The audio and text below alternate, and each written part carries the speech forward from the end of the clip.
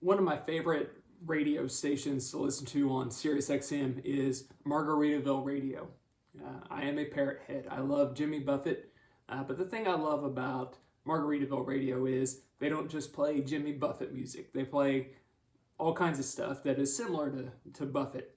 One of the guys that I've fallen in love with is Michael Franti. Michael Franti and Spearhead.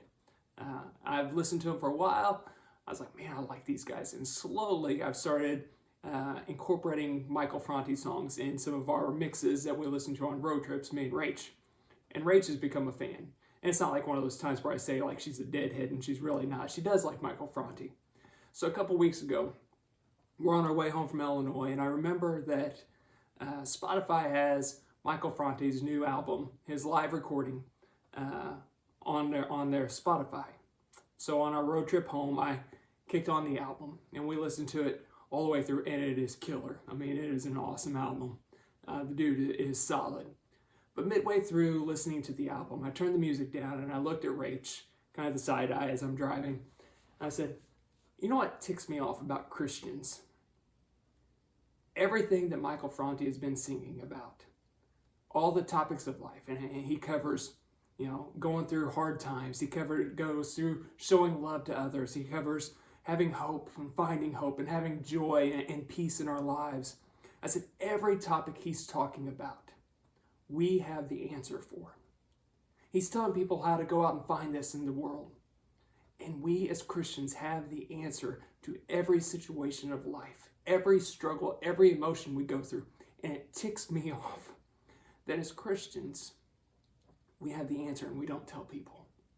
We get so caught up in our own lives, in our own theology, our own doctrine, in our own getting everything right and making sure everybody does every single thing, that we miss the point to tell people about who Jesus is, to let them know that we have the answer, that we know the way, the truth, and the life, and we know what it takes to get through this life, and it's Jesus, and we're holding it inside. So, for the next 4 weeks during this Christmas season, I'm going to go through some of those topics, some of those words that we use, those feelings that we have, and direct people towards Christ. So if you've been a Christian your whole life, this might seem like a very simplistic sermon series. This might seem like this is mundane. If you're not a Christian, I'm hoping that you hear these words and you understand what it is all about. Also, if you are a Christian and you hear this message and you're not living it out and doing it daily, then there's something wrong and you need to fix it. So the first topic we're going to talk about is love. 1 Corinthians chapter 13 says this. Verse 4, love is patient and kind. Love does not envy and does not boast. It is not arrogant or rude. It does not insist on its own way. It is not irritable or resentful. It does not rejoice at wrongdoing, but rejoices with the truth. Love bears all things, believes all things, and hopes all things, and it endures all things. Love never ends. As for prophecies, they will pass away. As for tongues, they will cease. As for knowledge, it will pass away. For we know in part, and we prophesy in part. But when the perfect comes, the partial will pass away. When I was a child, I spoke like a child. I thought like a child. I reasoned like a child. When I became a man, I gave up childish ways. For now we see in a mirror dimly, but then face to face. Now I know in part. Then I shall know fully, even as I have been fully known. So now, faith, hope, and love abide. These three, but the greatest of these is love. Love. It is so simple, that one word, love. But it's a verb. It's an action. It takes going out. John chapter 3, verse 16 through 17 tells us what love is. For God so loved the world that he gave his one and only Son, that whoever believes in him shall not perish, but have everlasting life. For God did not send his Son into this world to condemn the world, but through the Son, the world might be saved. That is love. Now, big love is something entirely different. John chapter 14 says, "If you love me, you will keep my commandments. And I'll ask the Father, and he will give you another helper to be with you forever, even the Spirit of truth, whom the world cannot receive because it neither sees him nor knows him. You know him, for he dwells within you and will be in you. I will not leave you as orphans. I will come to you. Yet a little while, and the world will see me no more, but you will see me because I live. You also will live. And in that day you will know that I am in the Father, and he is in me, and I in you. Whoever has my commandments and keeps them, it is he who loves me. And he who loves me will be loved by my Father, and I will love him and manifest myself into him." Love. If you love me, you will keep my commandments. In John chapter 15, just the next chapter over, it says this in verse 8, "By this my Father is glorified, that you bear much fruit, and so prove to be my disciples. As the Father has loved me, so have I loved you. Abide in my love. If you keep my commandments, you will abide in my love, just as I have kept my Father's commandments and abide in his love. These things I have spoken to you, that my joy may be in you, and that your joy may be full. This is my commandment, that you love one another as I have loved you. Greater love has no one than this, than someone lay down his life for his friends. You are my friends, if you do what I command. No longer do I call you servants, for the servant does not know what his master is doing, but I have called you friends, for all that I have heard from my Father I have made known to you. You did not choose me, but I chose you, and appointed you that you should go and bear fruit, and that fruit should abide, so that whatever you ask in the Father's name, he may give it to you. These things I command you, so that you will love one another." And that is big love, loving one another. In Matthew chapter 22, Jesus, in verse 34, Jesus said, "Silence the Pharisees and silence the Sadducees." And one of the teachers of the law comes to him and says, "Good teacher, what's the greatest commandment?" And he said to him, "Love the Lord your God with all your heart, your mind, your soul, and your strength, and love your neighbor as yourself. These are the two greatest commandments. All the doctrines of the law, all the prophecies hinge on these two commands, to love God and to love people."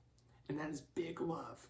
Loving our who we love, our friends, our family. It's easy to do that. It's harder to love everybody. It's harder to love your enemy. It's harder to love those that do wrong to you. But that's what God does for us. He loved us so much that he sent his son to die for us on the cross. And he tells us we need to go out and do the same thing. That we need to show that same love to everyone. The reason why the world is hurting is because they're not feeling that big love that is inside us, because of what he's done for us, that he dwells in us. And if you don't have love, then you're missing out. Now, Michael Franti has the song, "Big, Big Love." What is big, big love? Well, big, big love is 1 John chapter 4. And I'm going to begin in verse 7. "Beloved, let us love one another, for love is from God. And whoever loves has been born in God and knows God. Anyone who does not love does not know God, because God is love. In this, the love of God was made manifest among us, that God sent his only Son into the world so that we might live through him. In this is love, not that we have loved God, but that he loved us and sent his Son to be the propitiation for our sins. Beloved, if God so loved us, we also ought to love one another. No one has ever seen God. If we love one another, God abides in us, and his love is perfected in us. By this we know that we abide in him and he in us, because he has given us of his Spirit. And we have seen and testify that the Father has sent his Son to be the Savior of the world. Whoever confesses that Jesus is the Son of God, God abides in him and he is in God. So, we have come to know and to believe that the love of God has for us. God is love, and whoever abides in love abides in God, and God abides in him. By this, love is perfected with us, so that we may have the confidence for the day of judgment, because as he is, so also are we in this world. There is no fear in love, but perfect love casts out fear, for fear has to do with punishment. And whoever fears has not been perfected in love. We love because he first loved us. We love because he first loved us. If anyone says, I love God, and hates his brother, he is a liar. For he who does not love his brother whom he has seen cannot love God whom he has not seen. And this is the commandment we have heard from him. Whoever loves God must also love his brother. Love. What is love? Love is the creator of this universe. The man who said, let there be light, and there was light. The man who said, let there be dark, and there is darkness. The man who breathed life into Adam and Eve. The man who saved the world through a flood. The man who tells the world how to spin on its axis. The man who put the world, the earth, at the perfect distance away from the sun that we don't burn up or freeze, one or the other. The man who controls everything, who knows everything, who is the Alpha and the Omega, the beginning and the end. The man who loved us so much that he sent his son to be born in a manger in Bethlehem so that he could walk to the hill of Calvary and die for you. That is love. That is big love. That is big, big love. Have you felt it? Do you have that love inside you? Are you showing it? Is the world seeing love through you? There's no greater love than what he has done for us. So as we begin this Christmas season, Thanksgiving's over. We're done giving thanks. As we go into the Christmas season now, remember, it all starts with love. Have a great week.